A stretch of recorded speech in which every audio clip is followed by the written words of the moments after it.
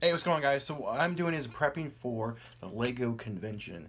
And what I'm doing right now is just getting everything set up as if I was going to be there. It's not for a couple days, but I like to do pre-checks and have things done and ready to go. Not usually the night before, because if something more to happen or come up, you need something quick, you can't get it. So what I do is I do it a couple days out before, prep everything. That way, if I need something, I have time to go get it or come up with a better solution.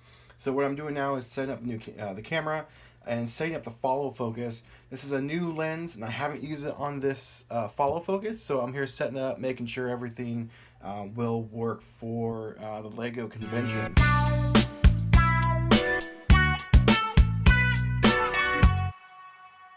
So right here, I set up the follow focus. If you don't know what follow focus is, what it does is it moves your focus in the hand, so you're not right here, you're actually right here.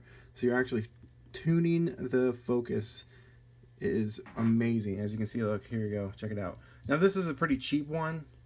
I need to get a better ring. This ring here sucks because if you go too far over and you don't have this set up right, so if you're on the fly, this just goes and goes and goes, and pretty soon you're hitting it and you can't get your focus. So you have to be aware of that.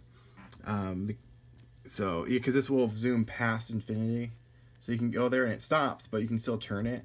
And same thing with there you go. Yeah, so you get the idea. Phil hates this thing. He's all about focusing it right here, and I hate that because when I'm trying to edit everything, he misses points of like conversations because he's sitting there fiddling with the focusing ring, and it's really annoying, especially when you're in the middle of a conversation and all you can see is it just racking focus. Then he hits it, which is good, but then it's usually after the conversation or you just missed everything. So I love using the focus ring.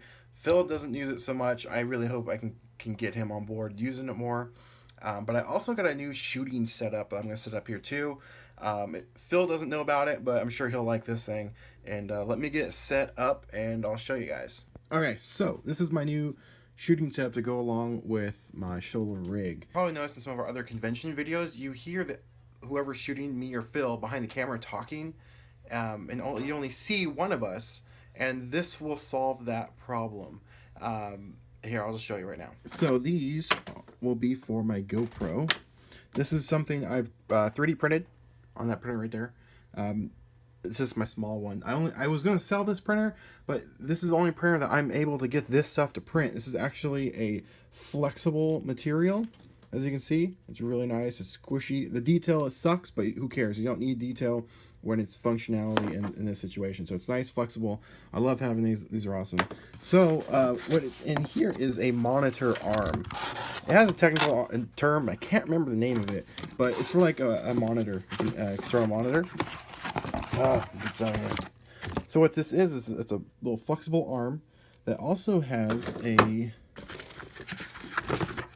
rail mount, or a bar mount if you want to call it that, and that will go right, I'm hoping maybe right on the front right there, and this arm will reach around with a GoPro facing backwards. So whoever's shooting using the camera you can actually see what they're talking about and hear them a little more clearly instead of just the cameraman blurting out words. It's a little muffled. So hopefully this will solve that issue. All right, so I got the arm set up with the GoPro mounted inside, and I think it is just going to work. As you notice, it has a lens cap that's also 3D printed in that same flexible material. So there you go.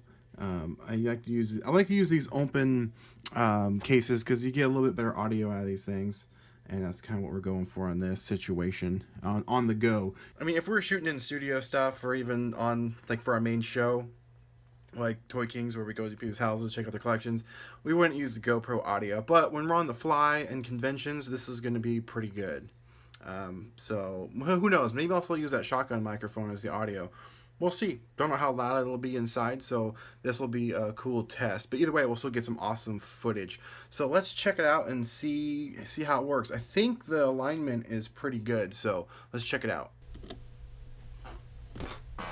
Alright, so this is the GoPro mounted on my shoulder rig. I think it's a little bit too high. Let's take a look here. Alright, let's adjust this downwards a little bit, maybe right there. Hopefully I'm not too close to it, but there you go. Well, if you're hearing my voice, echo, kinda. I don't know if you can see that. That's us on the TV there. But there we go. This is a test of the GoPro mounted on my shoulder rig for the convention at the Lego convention.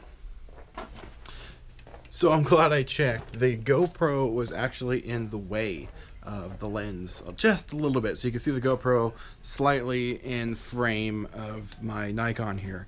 So I readjusted it, and this is test number 2, so let's hope this works better.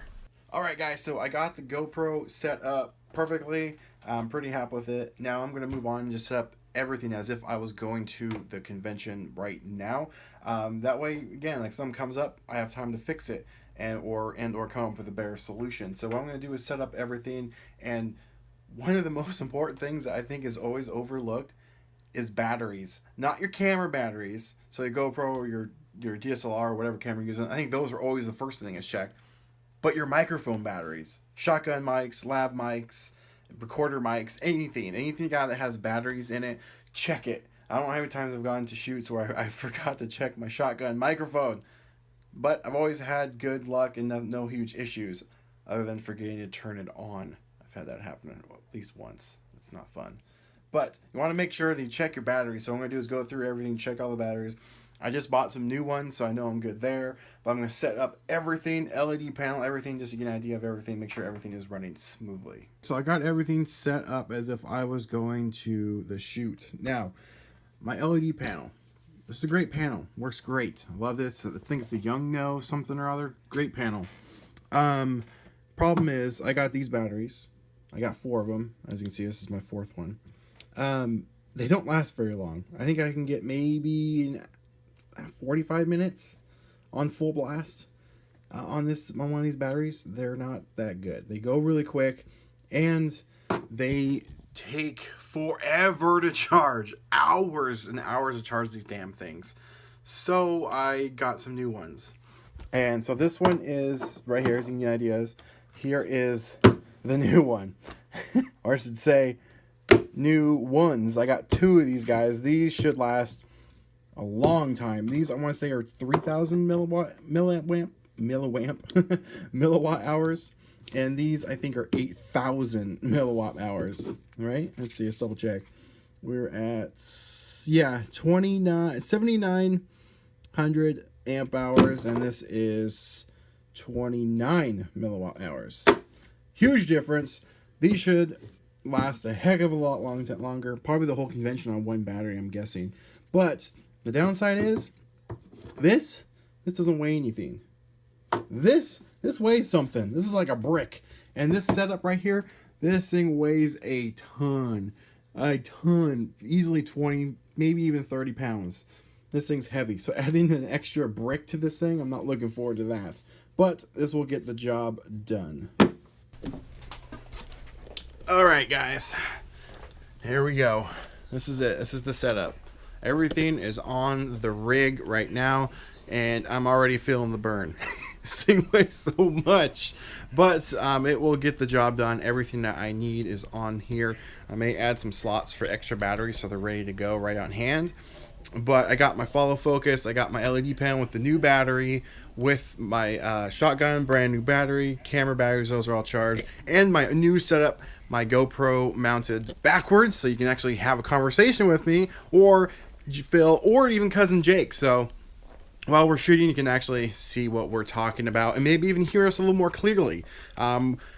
This microphone did pretty good with us behind the camera, but it's a little muffled because it's a shotgun microphone. It only picks up things in the front, not the sides or the back very well. I mean, I'll still pick it up a little bit, but not much.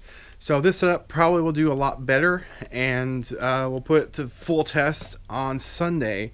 So check out that video when we post it. Probably when this video comes out, that video is more than likely already out. If not, there'll be a link in the description for you guys so you can check it out. And until next time.